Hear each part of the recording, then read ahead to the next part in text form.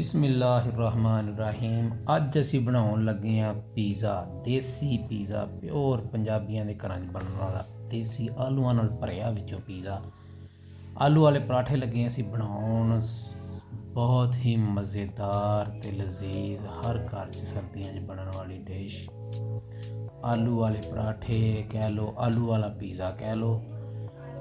ਅਤੇ ਬਣਾਉਣ ਲੱਗੇ ਹਾਂ ਅਸੀਂ ਪੀਜ਼ਾ। ਸਭ ਤੋਂ ਪਹਿਲੋਂ ਅਸੀਂ ਲਾਂਗੇ ਆਲੂਆਂ ਨੂੰ ਪਾਣੀ 'ਚ ਪਾ ਕੇ ਲਾਂਗੇ ਉਬਾਲ ਕੇ ਉਹਨੂੰ ਛਿੱਲ ਕੇ ਅਤੇ ਇਸ ਤਰ੍ਹਾਂ ਇਹਨਾਂ ਦੀ ਕਰ ਲਾਂਗੇ ਚੀਜ਼ ਤਿਆਰ ਕਰਕੇ, ਕੱਦੂਕਸ਼ ਕਰਕੇ ਇਹਨਾਂ ਨੂੰ ਅੱਛੀ ਤਰ੍ਹਾਂ ਮੈਲਟ ਕਰਕੇ, ਵਿੱਚ ਡਲੀ ਨਹੀਂ ਰਹਿਣੀ ਚਾਹੀਦੀ, ਬਿਲਕੁਲ ਅੱਛੀ ਤਰ੍ਹਾਂ ਜਿਵੇਂ ਕਹਿੰਦੇ ਨਾ ਫੇ ਲੈਣਾ, ਇਹਨੂੰ ਫੇ ਲਾਂਗੇ। ਉਸ ਤੋਂ ਬਾਅਦ ਅਸੀਂ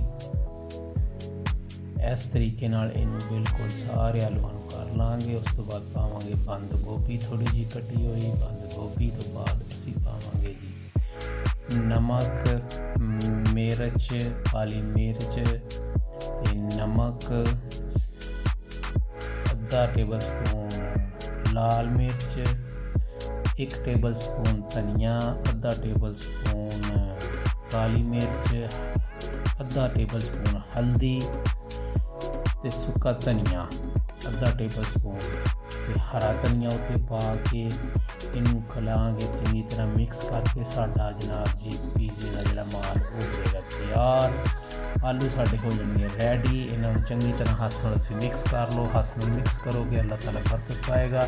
ਇੱਕ ਆਟੇ ਦਾ ਪੇੜਾ ਲਾਂਗੇ, ਉਹਦੀ ਛੋਟੀ ਜਿਹੀ ਕੜਾਂਗੇ ਟਿੱਕੀ, ਉਹਨੂੰ ਰੱਖਾਂਗੇ ਥੱਲੇ ਇਸ ਤਰ੍ਹਾਂ ਟਿੱਕੀ ਕੱਢ ਕੇ ਉਹਨੂੰ ਥੱਲੇ ਰੱਖ ਕੇ, ਫਿਰ ਦੂਸਰੀ ਟਿੱਕੀ ਕਢਾਂਗੇ ਆਲੂ ਦੀ, ਆਟੇ ਦੀ ਲੈ ਕੇ ਥੋੜ੍ਹੀ ਜਿਹੀ ਟਿੱਕੀ ਕੱਢ ਲਾਂਗੇ ਰੋਟੀ ਦੀ ਕੱਢ ਕੇ, ਅਤੇ ਉਹਦੇ ਉੱਤੇ ਤਿਆਰ ਕੀਤਾ ਹੋਇਆ ਅਸੀਂ ਜਨਾਬ ਜੀ ਪਟੈਟੋ ਚੀਜ਼ ਲਾਵਾਂਗੇ ਜਿਹੜਾ ਅਸੀਂ ਤਿਆਰ ਕੀਤਾ।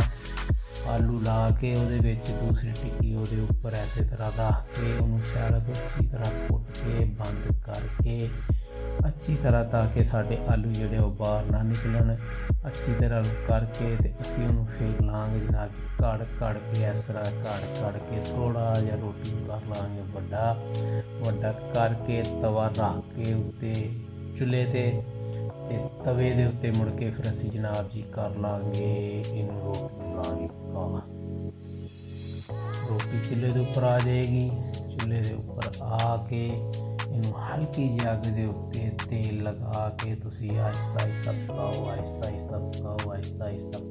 ਇਸੇ ਅੱਛੀ ਤਰ੍ਹਾਂ ਇਹਦਾ ਰੰਗ ਸੁਰਖ ਕਰੋ। ਇਹਨੂੰ ਜਦੋਂ ਅੱਛੀ ਤਰ੍ਹਾਂ ਇਹਦਾ ਰੰਗ ਸੁਰਖ ਹੋ ਜਾਏਗਾ ਪੱਕ ਕੇ, ਅਤੇ ਮਾਸ਼ਾਅੱਲਾ ਬੜਾ ਹੀ ਅੱਛੇ ਆਲੂ। ਸਾਈਡ ਚੇਂਜ ਕਰੋ, ਸਾਈਡ ਚੇਂਜ ਕਰਕੇ ਦੂਸਰੀ ਸਾਈਡ ਤੋਂ ਤਵੇ ਦੇ ਉੱਪਰ ਕਰਕੇ ਇਹ ਥੋੜ੍ਹਾ ਜਿਹਾ ਉੱਤੇ ਤੇਲ ਦਾ ਛਿਸ਼ਕਾ ਲਾ ਕੇ ਪੱਕ ਜਾਏਗਾ। ਪਾ ਕੇ ਜਾਂ ਦੇਸੀ ਘਿਓ ਪਾ ਕੇ ਪੀਜ਼ਾ ਪਾ ਕੇ ਇਹਦੀ ਸਾਈਡ ਚੇਂਜ ਕਰ ਲਓ। ਇਹਦੀ ਸਾਈਡ ਮਜ਼ੇਦਾਰ ਲਜ਼ੀਜ਼ ਬਣਦਾ ਹੈ, ਅਤੇ ਦੂਸਰੇ ਪਾਸੇ ਉਹਨੂੰ ਪਕਾ ਕੇ ਹਲਕੀ ਅੱਗ 'ਤੇ ਪਕਾਉਣਾ ਹੈ। ਬੜਾ ਹੀ ਮਜ਼ੇਦਾਰ ਬਣਦਾ। ਜੇ ਨਹੀਂ ਵੀ ਟਰਾਈ ਕਰਨੀ ਤਾਂ ਵੀਡੀਓ ਨੂੰ ਇੱਕ ਵਾਰੀ ਜ਼ਰੂਰ ਵੇਖ ਲਓ, ਅਤੇ ਅਕਾਊਂਟ ਨੂੰ ਹੋ ਸਕੇ ਤਾਂ ਫਾਲੋ ਵੀ ਕਰ ਲਓ ਅਤੇ ਸਬਸਕ੍ਰਾਈਬ ਵੀ ਕਰੋ।